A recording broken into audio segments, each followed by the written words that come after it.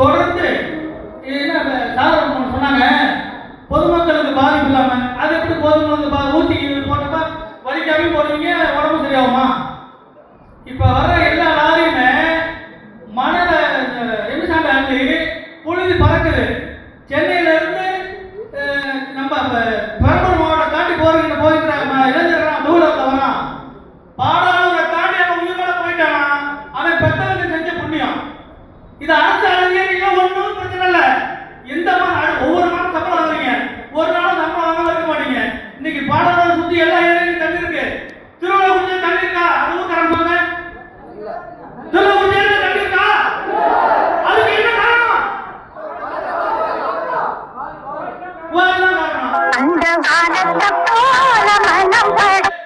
கண்டிப்பா சொல்றான். எந்த நீங்க வந்து நான் கையெழுத்து வரீங்க, என்ன கையெழுத்து வரீங்க?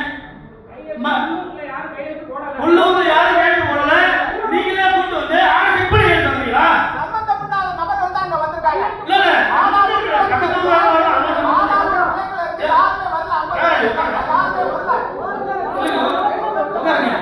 சம்பந்தப்பட்ட ஊர்காரங்க அல்ல, பக்கத்து ஊர்காரங்க வராம இருக்க தேவையில்ல, வரல ஆனா தப்பு இல்ல. இருந்தாலும் பாலாளூர் பஞ்சாயத்துக்காரங்க அதிகபட்ச கருத்து கேட்கணும்.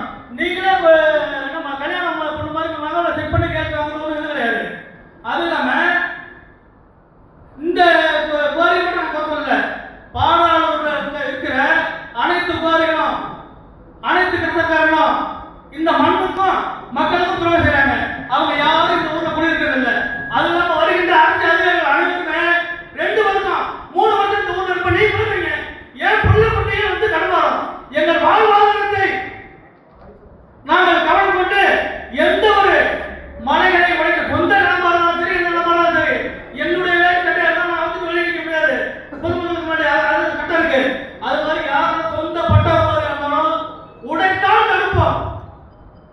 நீங்கள் எங்களை மீறி பட்டவர்களை விட்டு உடைத்து விடலாம் என்று அரசாங்க அதிகாரிகள் யாரும் கனவு காண முடியாது. திருச்சி சென்னை தேசிய நெடுஞ்சாலை முடக்குவோம். என்ன வார்த்தை முடிக்க முடியா?